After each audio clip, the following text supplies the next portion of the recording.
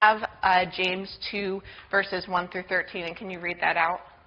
I have it in NLP. Perfect. Thanks, Mandy.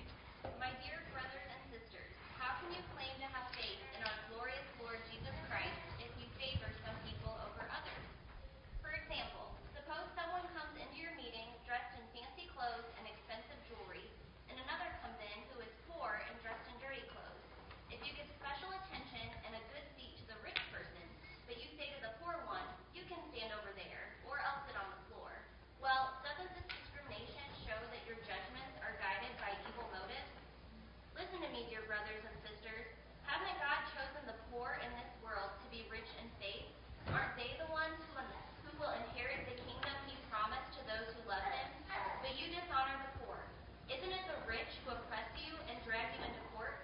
Aren't they the ones who slander Jesus Christ, whose noble name you bear? Yes, indeed. It is good when you obey the royal law as found in the Scriptures. Love your neighbor as yourself. But if you favor some people over others, you are committing a sin. You are guilty of breaking the law. For the person who keeps all of the laws except one is as guilty as a person who has broken all of God's laws. For the same God who said, you must not commit adultery, also said, you must not murder. So if you murder someone, but do not commit adultery, you have still broken the law. So whatever you say or whatever you do, remember that you will be judged by the law that sets you free.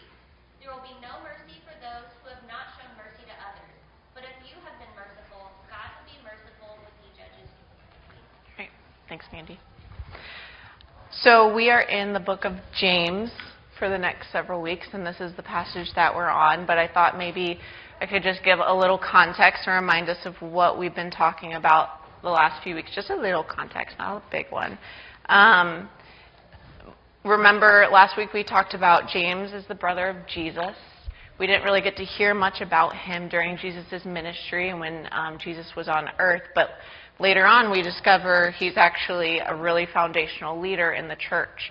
And Jesse last week talked a bit about the Council of Jerusalem, and we get to see James's input into some of the things that were being discussed and the topics of the day. And it's just this early church that's trying to figure out, what are we doing? You know, they're in the midst of it, in the figuring things out. And so in Acts 15, you'll be able to find it. But he basically, I love hearing this because it really shows James's heartbeat for what he's trying to say in the book of James. And he says, we can't make it difficult for outsiders, for the Gentiles, to take part and be a part of the family, because before he even says that, he quotes the prophets and says, actually what they were saying is, all along the plan was for everyone. It was never about the elite or the Jews or people of authority or whatever. It was never about one group of people. It was for the nations and for everyone. And so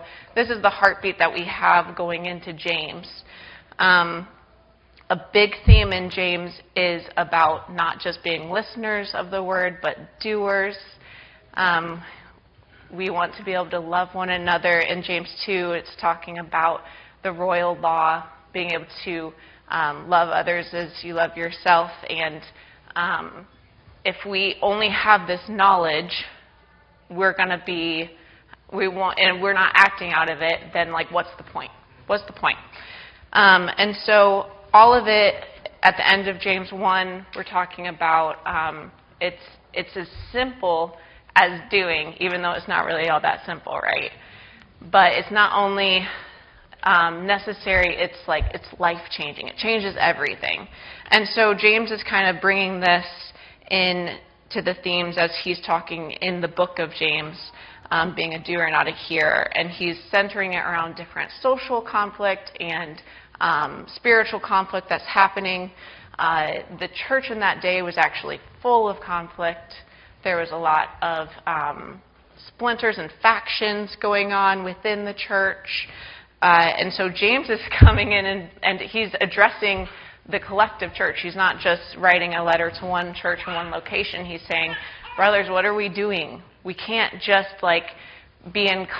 He's reprimanding them and saying, listen, what is this faith all about? If you're not going to act on it, it's pointless. And if you're not going to love one another, it's pointless.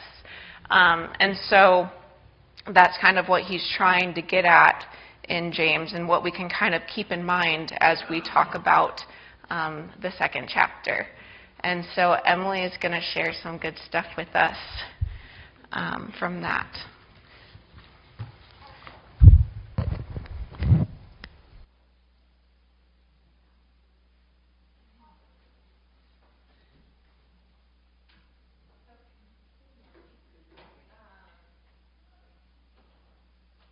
Now, there we go. First of all, I have a few analogies. Like, I just feel like all of my analogies now are about Margot. Like, that's just kind of how God speaks to me, so sorry for that, but not really. That's just my life right now, and she's the best. So I'm going to actually just read our passage again from the Message, because I wasn't here last week, but I listened to Jesse's message, and, like, when he read that passage from Corinthians from the Message, it was so beautiful. I'm like, I feel like I've never even read this before, because just sometimes the way that he puts it is great. So, my dear friends, don't let public opinion influence how you live out your glorious Christ-oriented faith. If a man enters your church wearing an expensive suit and a street person wearing rags comes in right after him, and you say to the man in the suit, "Sit here, sir, this is the best seat in the house," and either ignore the street person or say, "Better sit here in the back row," haven't you segregated God's children and proved that you are judges who can't be trusted? Listen, dear friends, isn't it clear by now that God operates quite differently? He chose the world's down and out as the kingdom's first citizens, with full rights and privileges. This kingdom is promised to anyone who loves God. And here you are abusing these citizens. Isn't it the high and mighty who exploit you, who use the courts to rob you blind? Aren't they the ones who scorn the new name Christian used in your baptism? You do well when you complete the royal rule of the Scriptures. Love others as you love yourself. But if you play up to these so-called important people, you go against the rule and stand convicted by it. You can't pick and choose in these things, specializing in keeping one or two things in God's law and ignoring others. The same God who said don't commit adultery also said don't murder. If you don't commit adultery but go ahead and murder, do you think your non-adultery will cancel out your murder? No, you're a murderer, period. Talk and act like a person expecting to be judged by the rule that sets us free. For if you refuse to act kindly, you can hardly expect to be treated kindly. Kind mercy wins over harsh judgment every time. So, yeah, I just love that he reminds us what God's kingdom is like, that it's this upside-down kingdom. And he kind of reminds us of this picture that we see in Scripture throughout the Old Testament, the New Testament, of just God's heart for the most vulnerable. That's always like he has his ear turned to listen to them. There's so many times that we hear like the Israelites in Egypt were crying out, and it's like God heard their cry. Hagar in the wilderness, she said, "You're the God who sees me." And it's all these people who are oppressed, who are vulnerable, that God has his ear tuned in to them. He's listening. And like, so his invitation is for us to join him in that. Like, that is the job of the church, right? I was just thinking about, like, the way that God kind of entrusted Margot to Mitch and I, like, just this picture of him kind of handing her to us and saying, like, please take care of her. I love her, and I'm entrusting her to you. But it's this picture of God's, like, entrusting us to each other, you know? Like, take care of each other. Look out for each other. That matters so much to him. And I have a few other just verses here. So like in Psalms 34, the Lord is close to the brokenhearted, and he saves those who are crushed in spirit. This passage in Matthew, it's from a parable, but I'm just going to read a few verses here. For I was hungry, you gave me something to eat. I was thirsty, you gave me something to drink. I was a stranger, and you invited me in. I needed clothes, and you clothed me. I was sick, and you looked after me. I was in prison, and you came to visit me. Then the righteous will answer him, Lord, when did we see you hungry and feed you, or thirsty and give you something to drink? When did we see you a stranger and invite you in, or needed clothes and clothe you? When did we see you sick or in prison and visit you? The king will reply, truly I tell you, whatever you did for one of the least of these brothers and sisters of mine, you did for me.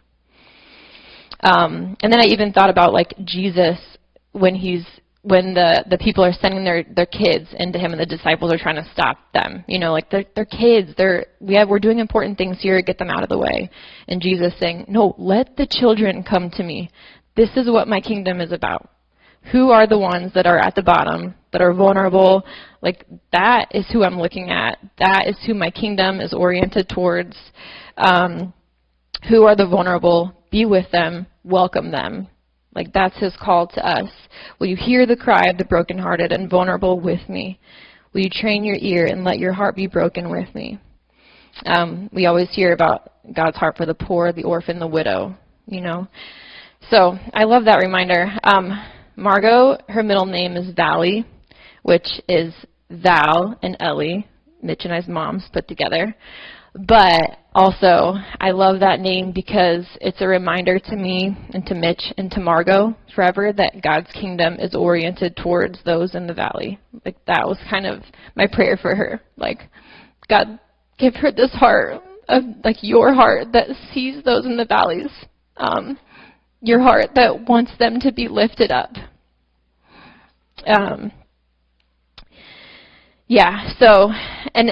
So this is the job of the church.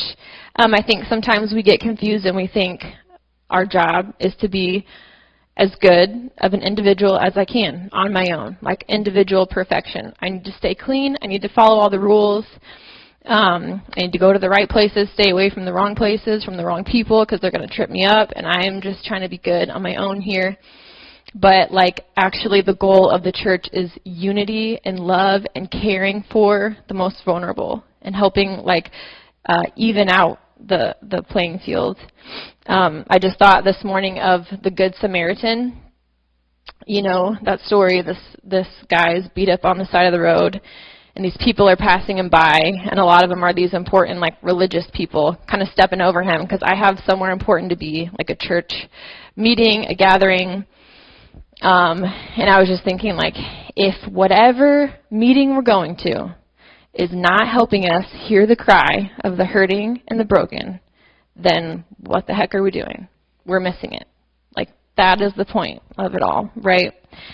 And so that kind of ties into my next point. I was just thinking about this, in this passage it talks about someone comes into your church and they're an important person. So you give them the good seat, and someone else comes in and they're wearing ragged clothes or whatever, and you say, sit in the back. And like just this, the difference between how we handle and view privilege and how God handles it and what he does with it, you know. A lot of times, we see people who look important and we say, like, I want to be close to you, I want to be with you, I need to impress you, I do this. I, like, rank people in my mind, you know. I'm like, okay, these are the people I need to be with and be around, be like. And,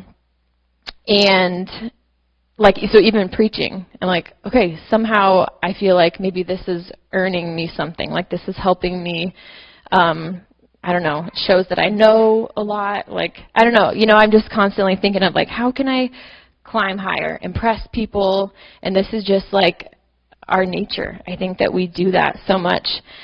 But I love thinking about just how Jesus handled it. I thought of that passage in Philippians 2.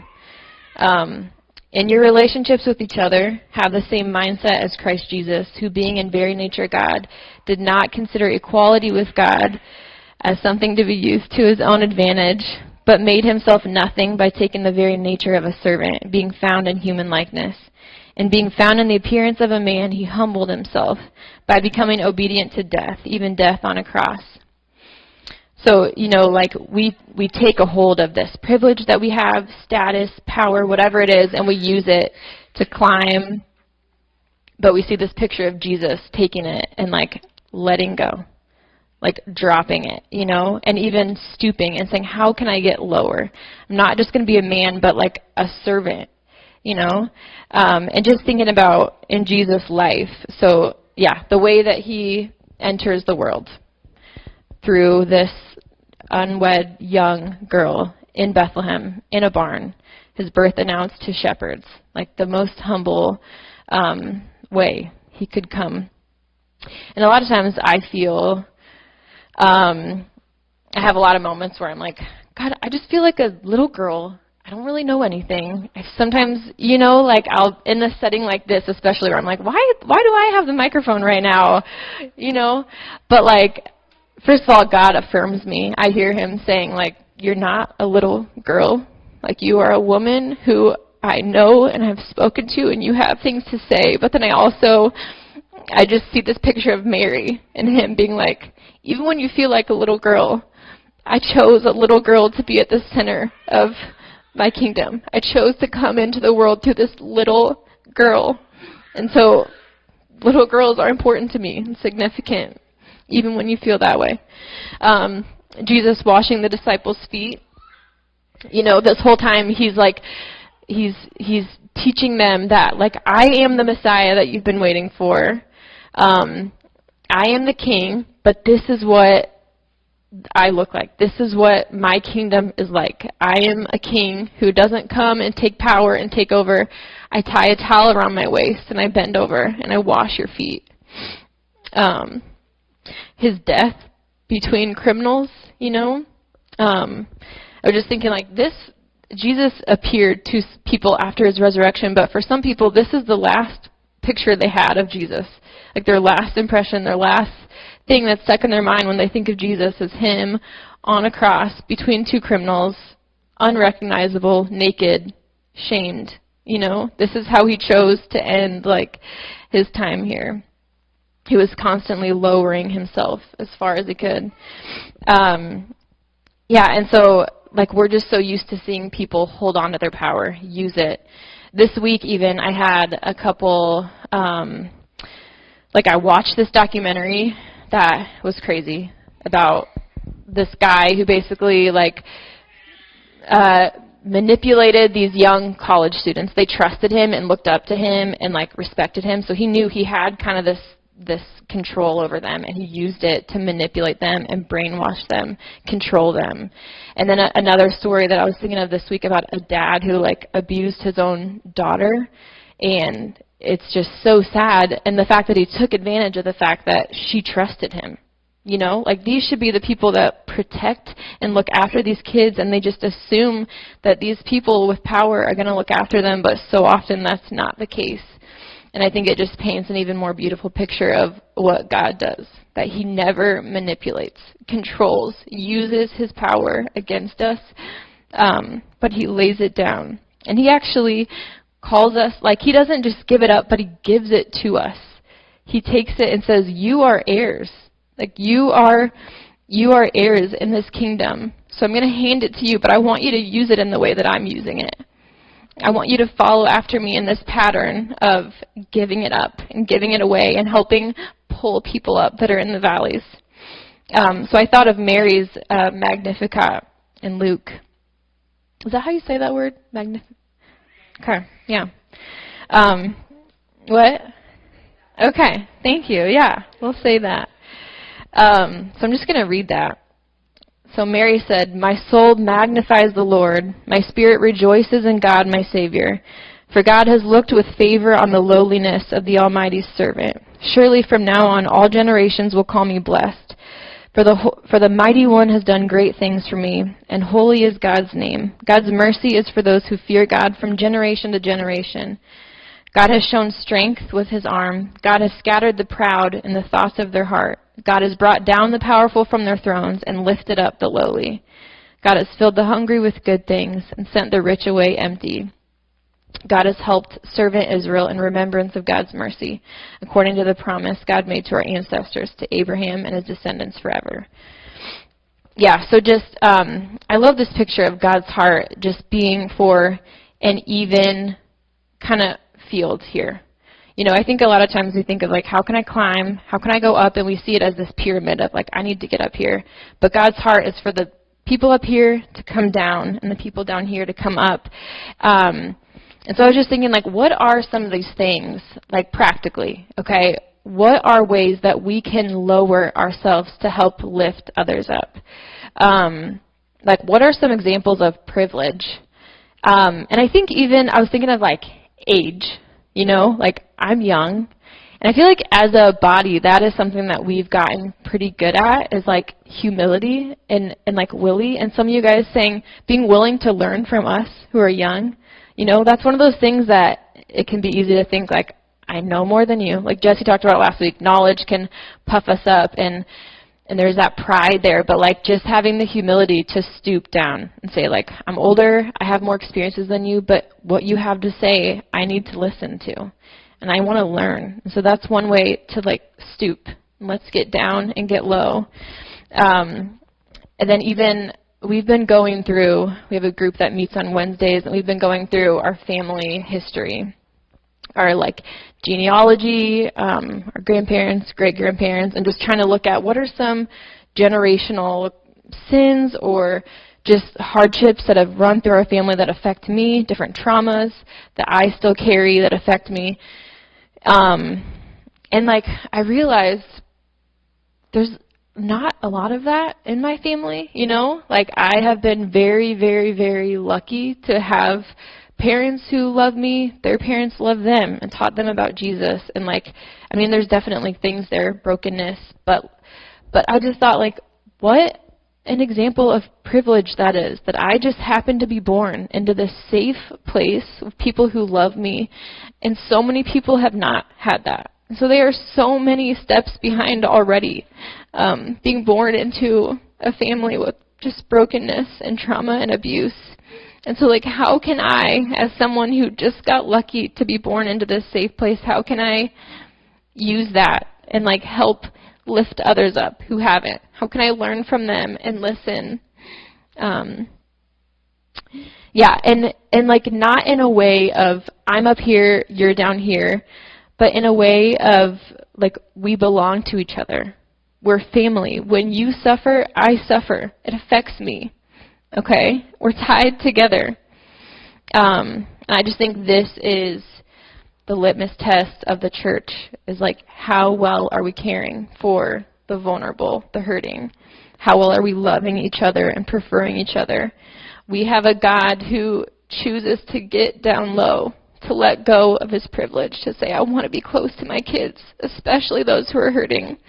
I want to communicate to them that I love them, that I see them. I had a moment with Margot the other night where like she was just making funny noises and sounds, and so I kind of got on the ground with her and I'm like copying her and making these like sounds and just looking silly, but I was like, I want to communicate somehow on her level that I love her in a way that she can kind of understand. Like, I just want to connect with her. And so I'll get as low as I need to. I'll get on the ground. I will look like a fool, just so that she knows that. I just think that's a cool picture of what God does with us. The God who, Jesus, after his disciples betrayed him, meets them on the beach and makes them breakfast and doesn't hold the fact that they betrayed him and ran over their head, but lays it down and comes to them first. The father and the prodigal son, the father who runs to meet his son, doesn't make him apologize, doesn't all that, just embraces him first and is the first one to lay down, all those things he could hold over his head. And so, how are we in our positions? Maybe you're a boss of others. Like, how are you using that to help lift them up, to listen to them? How are we copying in this pattern that we see in Jesus? I think that's the pattern that God invites us into. But it's really hard work. It's not our human nature, our first instinct to want to prefer others, to love others. It's easy to talk about it, but when it comes to actually doing it, it takes practice. It takes saying, God, I want to be with you and be like you. It takes living in community with others so that we can be shaped and learn how to really love each other well. And so Charissa is going to come up and talk about that a little bit more.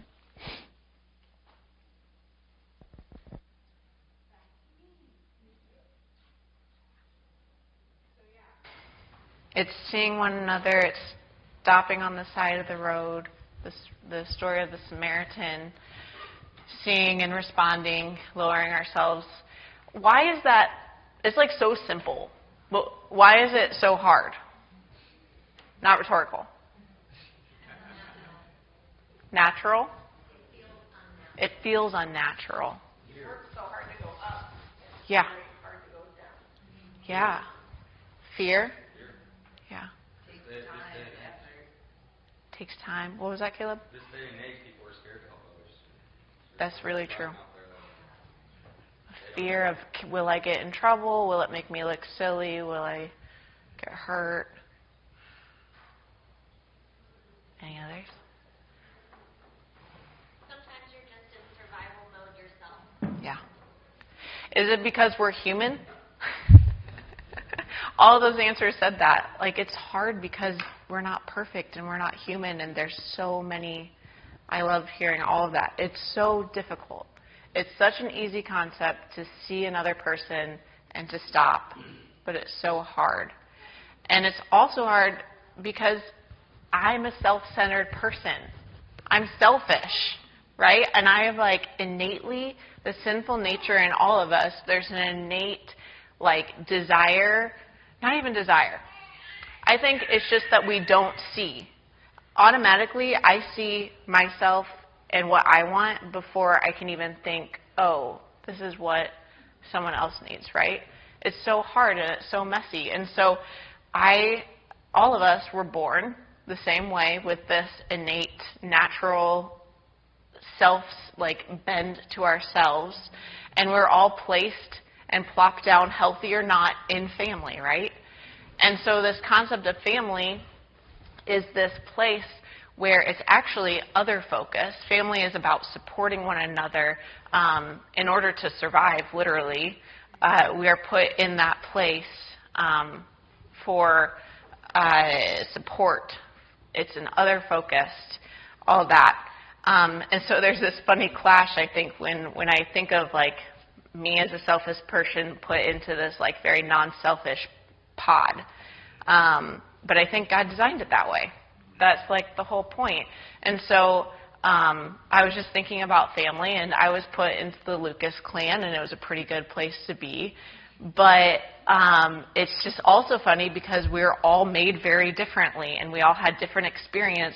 We were raised, my siblings and I were raised with the same morals and the same discipline style and the same memories, but we experienced things very differently. Like, Sarah, I'm going to give this example. But Steve and Karen were perfect, and they never forgot their children, of course, but except for, like, the couple of times that they did. And so Sarah and I we were talking about it last Wednesday night, and we were both remembering memories of when we were, like, left behind. And Sarah was like, it was the best day ever. Like, I went down to Lost and Found, and they gave me a toy, and we had a lot of fun. And I was like, they left me at Wendy Medborn's house, and I knew it would never be the same again. I was traumatized. It was the worst thing. And so it's just funny because it's the same type of memory, but, like, our personalities and our, like, view of the world, we're different people, and we see things differently. And so, or even Sarah and I are just very different, and so it's easy to use you as an example. But when I graduated from college, I moved in with Sarah, and we were roommates for a while, and at that time, still are, but we were just both kind of digging into, like, who am I and why do I act certain ways? And we realized that, like, when it comes to, like, conflict or something, I see it one way, but she reacts the complete opposite way. And for, like, most of our life, I was like, why do you act this way? Why are you treating me this way? And really, it was because she was seeing things in a different light. And, like, I remember it was a specific car ride to, like, Pennsylvania or somewhere, and we got to understand, like, oh, you're actually just reacting out of this because you see things this way. And we were able to bend to each other and hear each other and see each other, and it changed me. Like, it changed our relationship, not just that moment, but the ability to see one another as a whole person, and then be able to then go forward and react differently. And so this idea of family means that it makes us more whole. It gives us a wider perspective. When I'm able to see you for all of your history, all of your personality, and all that, I'm able to see the world in a wider, more whole way. So the problem is that it's pretty messy and it's hard, because family actually asks a lot of me. It means that I have to not have my way, and I have to bend my will and bend away from my self-centeredness. So it's messy. And so I've been thinking about family a lot, because I feel like it's been coming up and we've been talking about it. Well, always. We always talk about family here. But the last few weeks, and a few weeks ago, Kevin said, we're not building a church, we're building a family. And it's really true. And it's so much harder. Because the thing is, I don't see eye to eye with everyone here. I don't 100% agree with all of you about everything, and vice versa. If we did, I think we would probably be robotic and it would be weird. So it's good that we're not that. And it actually is something that makes us stronger when this idea of family or community becomes more of the vision of who we want to be with Jesus as our head. And I did see it when we were in the basement. Well, I hope it's okay that I share this, but we were all there. So, but I saw you and Kevin have a moment where not entirely disagree, but you heard something and it raised a red flag and you pushed back. And I don't even remember what it was about, something to do with love. And he then took it and he heard you and gave something and said, what about this? And back and forth. And the thing is, with community, if all that we have with each other are commonalities, like commonalities are only as strong as the next disagreement. It requires relationship. And I know that conversation happened because there was relationship there prior. That's the only way it could happen. And so it was really beautiful to watch, because I saw you two bend to each other and see each other and listen, and in the end come out with a higher idea of what you both were talking about. Does that make sense? And that only happens when we don't shirk away, because conflict, I'm not a fan of it. We can tend to shirk away from it, but we lose so much when we do that, you know? And so family, it's messy, it's harder, it asks more of us. We need more than commonalities. English Lake, one of our missions, our whole mission? I should probably know this. Oh gosh. But being and making disciples through healing, training, sending, right? That's something that we say. Huh? A+, yes, I did it. I remember hearing that as a kid and being making disciples. Okay, leaders, have your way. Like, you do it. Am I a disciple yet? Well, that's on the leaders to do that and teach me. And I remember just being that's kind of weird. When does that happen? When do I and then stepping into community, I realized, no, it's not a leader's job to make me a disciple. This is actually all of our jobs together, to do that together as we're rubbing shoulders and living life and being vulnerable and pushing back. Don't get me wrong, there's a place for leaders, a place for them to hear from God and to guide us and make decisions and all that. But if we're not doing the work as brothers and sisters, we are discipling each other. It's not someone standing here. It's in the day-to-day and as we rub shoulders with each other. If we miss that, we are literally missing the gospel. Because what Jesus gave us was not about it's not about individual perfection, like Emily was saying. What he gave us was for the whole, for the collective to do together. And so it's being vulnerable for the sake of growth. This just happened yesterday. I had some things and some lies that I was believing about myself, and lies that I was telling myself that was affecting relationships. And so I got to meet with some friends and like just lay that out. And it was hard because it's like you feel silly, you know. But they were able to speak truth into me and to be able to speak love and truth and also point out, okay, we love you and all that good stuff. What about these actions that you're doing? Why are you acting this way, and what's the core of that? What's going on there? And so it was that moment of vulnerability. That's what I need in order to grow, in order to start to break these habits and these narratives that I have in my life, and to move away from this self-centered bend towards myself so that I don't show favoritism, so that I see the marginalized, so that I can see my brother and sister and live fully. Let's see. Yeah. So yeah, I'll never be weaned of my selfishness outside of community. Outside of community, I don't know what agape love is. I don't know what relationship is, and I can't be changed if I'm not rubbing shoulders and choosing vulnerability and change. And so, I'm trying to think of what else I want to say. I think it can be a challenging thing too, because it's also a choice that we have to make. So we all come here on a Sunday morning, and some of you might say, that's all well and good, but like no one's asking me to be in community with each other. And I think we have to be vulnerable even to the point of like, I mean, I could meet with a group on Wednesday night and not be in community. It could be surface level. And so if I need every single day, every time that I see people to choose that vulnerability. And so it starts with me, but it can't stop at me. It has to be wider. It has to be the collective. Yeah. Is that all making sense so far?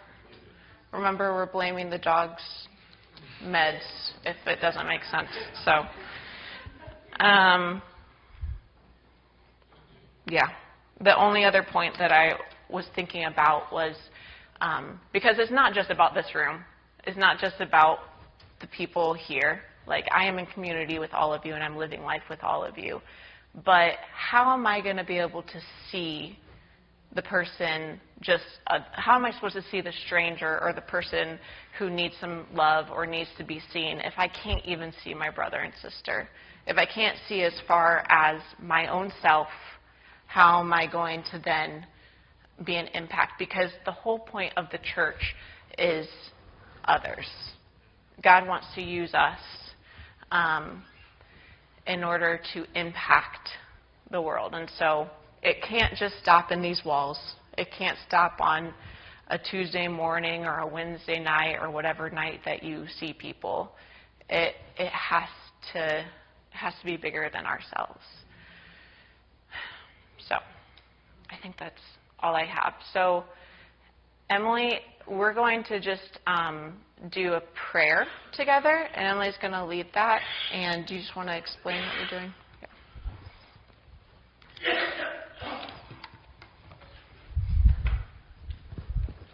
Yeah, thank you for that, Charissa. Yeah, it takes time and practice to become these kind of people, right? But I'm so thankful that I get to be family with you guys and we get to work at this together forever. So yeah, we are there's this, it's called Litany of Humility. If you want to pull that up, Megs. So, it's beautiful. So just imagine as I'm going to read the words. You guys are going to read, "Deliver me, Jesus," when it comes to that. And then at the end of every line where you see the dots, you're going to say, "Deliver me, Jesus." And then it's going to go down a little bit more, and you're going to say, "Grant me the grace to desire it." So you'll see that.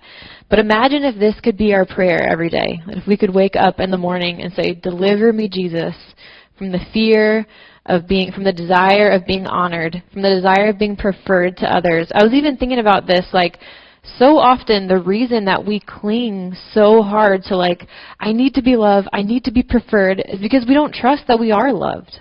You know, like if we really could spend time and say like, God, I know that I'm safe and secure in your love. I know that whatever happens, whoever chooses me, doesn't choose me, wins, loses, I am loved, I am secure in that. Like, that is my identity, and I want to start with that so that I don't have to go out here and try to prove anything to anybody and earn anything and be chosen over other people, right? So I think that is so important too. But, yeah, let's just read through this, and we'll end this way. O Jesus, meek and humble of heart, hear me. From the desire of being esteemed, deliver me, Jesus. From the desire of being loved, deliver me, Jesus. From the desire of being extolled, deliver me, Jesus. From the desire of being honored, deliver me, Jesus. From the desire of being praised, deliver me, Jesus. From the desire of being preferred to others, deliver me, Jesus. From the desire of being consulted, deliver me, Jesus. From the desire of being approved, deliver me, Jesus. From the fear of being humiliated, deliver me. From the fear of being despised, deliver me, Jesus. From the fear of suffering rebukes, deliver me, Jesus. From the fear of being calumniated, deliver me. From the fear of being forgotten, deliver me. From the fear of being ridiculed. From the fear of being wronged. From the fear of being suspected. That others may be loved more than I. Jesus, grant me the grace to desire it. That others may be esteemed more than I. Jesus, grant me the grace to desire it. That in my opinion of the world, others may increase and I may decrease. Jesus, grant me the grace to desire it. That others may be chosen and I set aside. Jesus, grant me the grace to desire it. That others may be praised and I unnoticed. Jesus, grant me the grace to desire it. That others may be preferred to me in everything. Jesus, grant me the grace to desire it. That others may become holier than I, provided that I may become holy as I should. Jesus, grant me the grace to desire it. Amen. Yeah, let's make that our prayer. Amen. Yeah, we love you guys. You may go. You are free.